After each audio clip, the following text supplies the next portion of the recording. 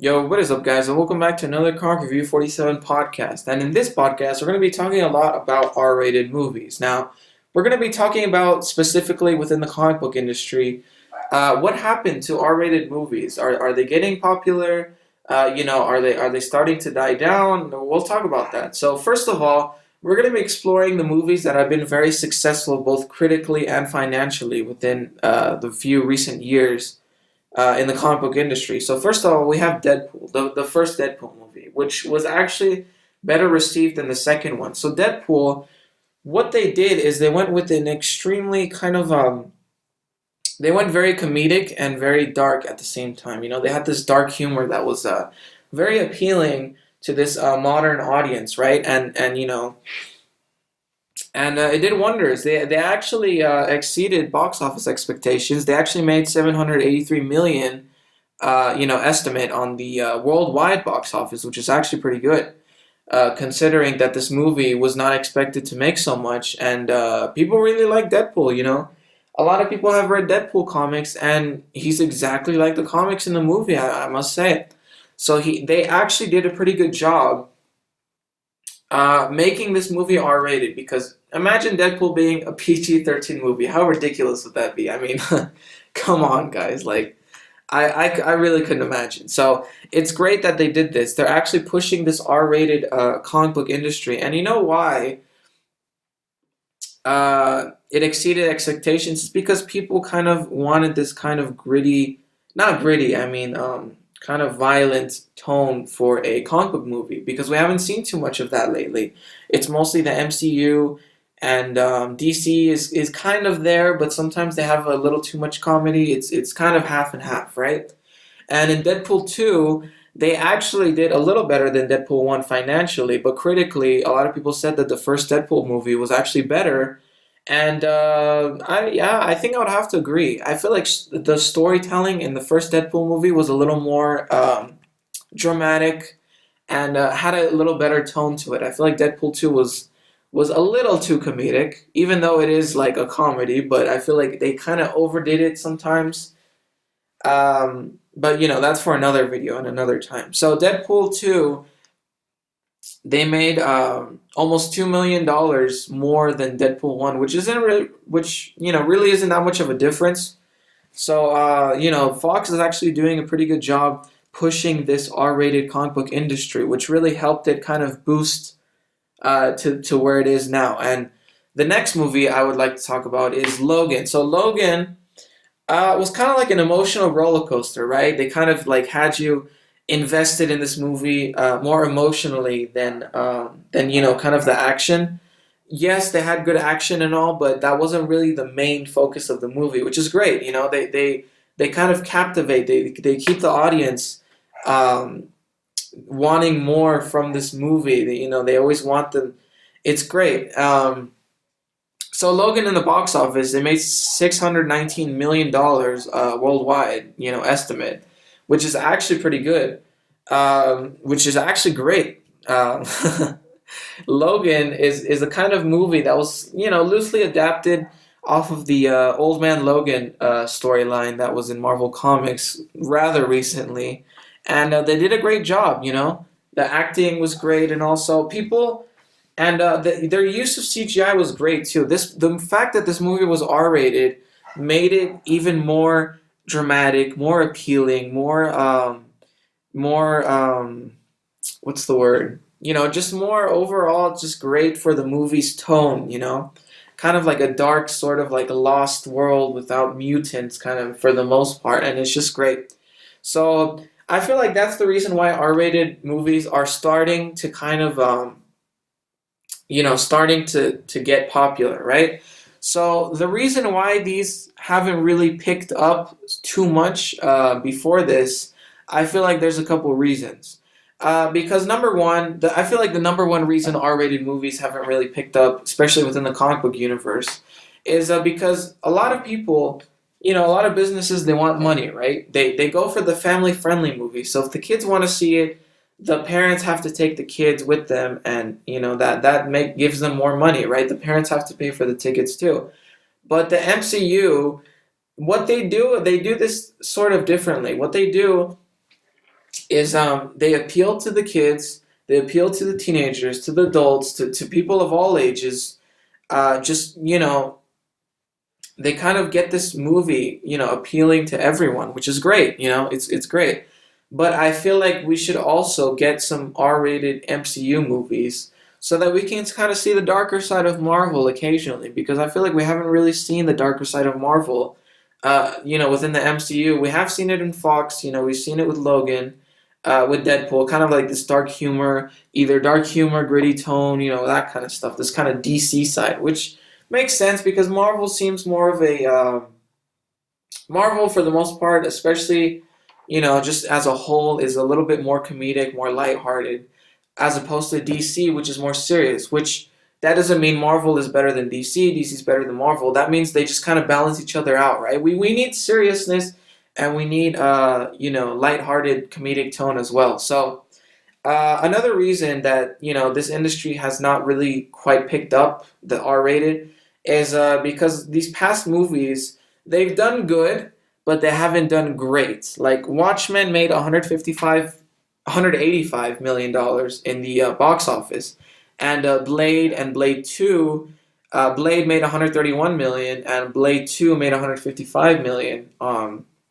In the international box office. So that's actually pretty good financially, but I feel like it's not as great as the 700 plus million that Deadpool 2 has made, and Logan and all this. So another reason is the Hellboy reboot. I would say the Hellboy reboot, in a way, it did kind of help R-rated movies, but also it kind of didn't. It's a little hard to explain. So Hellboy, in the past, has been very well critically received, and this Hellboy reboot kind of didn't really do the justice that it was supposed to. I mean, I haven't seen the movie, but that's what the general audience thinks, which is why this movie kind of bombed. It only made almost $22 million at the box office, which is almost nothing when you compare it to these colossal, like massive box office comic book movies that are on right now. So this movie just bombed, and it bombed hard.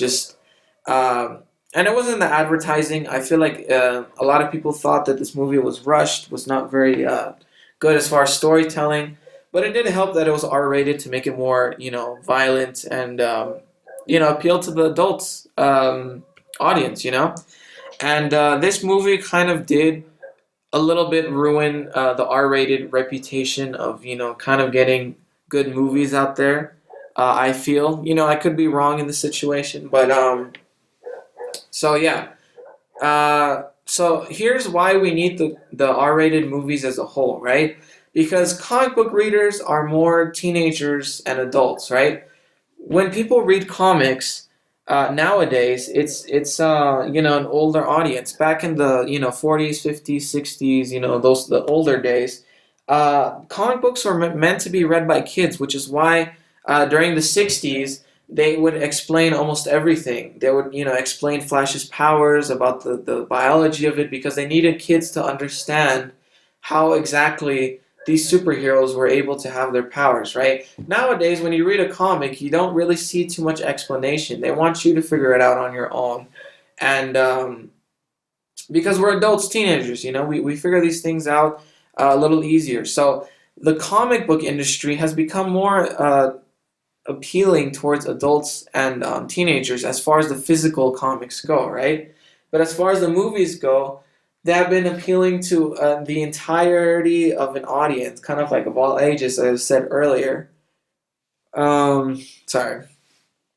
So what happens here is that now we need to also get movies for comic book fans, right? And most comic book fans, like I said, they're adults, teenagers, and I feel like we need to have that kind of those kinds of movies to pay to pay respects to the original comic, right? Like if we get a Dark Knight Rises, Dark Knight Returns movie based on Frank Miller's epic Batman series, I feel like it would have to be R-rated, not only to be more loyal to the original story, but to also get the feel, the emotional feel, the action, and the respect towards the original story. That's what needs to happen. So DC I feel like is kind of trying. They're doing a little bit of trial and error. DC is still very experimental in their comic book movies, right? They kind of experimented with Batman v Superman, right? They tried a gritty tone, and people did like the gritty tone, but they didn't really like the storytelling. So what they did is they changed Justice League to more family. Can't talk today. They did it to a more family friendly kind of tone, right? Justice League was more, appealing to the whole family, and it did have a little bit of cringe humor. Not gonna lie. And DC was like, well, then, maybe we shouldn't do family friendly. Maybe we should kind of do in between, a little serious, a little comedic. So they kind of did that with Aquaman, right? They kind of, with Aquaman, they're kind of like, you know what? We'll try to make a movie more serious and have a little bit of comedic tones to it. And they did a really great job with it. And with Shazam, they went for a more comedic tone, like very comedic and family friendly. And they did a very good job on that. So now, what DC is doing, which is one of the best choices they could do, honestly, in my opinion, they're making a Joker movie, right? And they're making it R-rated, and not only that, but they're not putting that much CGI. An R-rated movie doesn't always need CGI. Like Logan had a good amount of CGI, right? But it wasn't in a way that was like so science fiction-y. They just did like subtle CGI, right? They made Logan's face look older, or they kind of did the villain's arm kind of robotic, make it look natural. This is the kind of stuff we need in CGI, a little more subtle if a movie is going to be more R-rated. So this new Joker R-rated movie looks absolutely amazing. Now, this really got me happy because it's an R-rated movie. It has a DC tone. This movie is totally the Joker style, and it's a standalone Joker movie. I'm just really surprised with DC that they're actually making the right move with this experimentation that they're doing, which is great. We need more R-rated comic book movies. Actually, Venom is another movie I wanted to talk about. They were actually going to make it R-rated, but see, the problem is that they wanted to put Venom within the MCU. So in order to do that, they needed to appeal to a more PG-13 rating, so that they could bring Venom eventually into the MCU, because the MCU doesn't want R-rated movies. They want family-friendly movies and like big box office successes, right? So what they did, it's great. Venom just really pushed the PG-13 rating as hard as they could. They had him literally bite people's heads off. Just freaking throwing dudes left and right, just like about to eat them and this and that. To me, Venom, even though it's PG-13, felt very much R-rated, and it was great. That's the kind of stuff I would like to see in the future. And, along with the PG-13 movies, I feel like we need a break, right? So, comic books can be dark, and people appreciate it. They really do. And, for example, the DC, DC Universe subscription, they have that with the whole Swamp Thing. And a lot of people really enjoyed Swamp Thing, and it went kind of like a more horror, like a dark horror tone, right? Even as seen in the trailers. And a lot of people love Swamp Thing, and they actually, every time the Swamp Thing Instagram post, they always put hashtag Save Swamp Thing because the show was canceled. And along with the Titans show, right? Titans is a show that they kind of went with a more serious tone, and it has some comedic moments. I personally do love Titans. I do really like that show. And I have not watched Swamp Thing yet. And Doom Patrol, also R-rated, and it's very appealing to the audience. And I really, really like Doom Patrol. It's such a fun series. I've been watching it, and it's great. So my point being, there's nothing wrong with going R-rated when it comes to comic books. This is something that we need a little bit more of. And DC is the one, I feel like DC and Fox, the DC Extended Universe and the DC Subscription Universe and Fox are the ones pushing this, while the MCU are just not really going for this tone, which is fine. We just need more, of this DC stuff if the MCU is not going to go for it. And yeah, guys, that's pretty much all I need to talk about. What do you guys think of R-rated movies? Do you think that we should have more of them? That we should have less? We've had enough. Well, what kind of R-rated movies would you guys like to see in the future? Let me know in the comments. And if you have any, if you have any movies you'd like to see in the future, just leave a comment. Like maybe you guys would like to watch the Dark Knight, Dark Knight movie with the R-rated version. That'd be dope. So leave a comment, guys. Let me know what you think. And that's it for this podcast. Thanks for watching, guys, and I'll see you next time.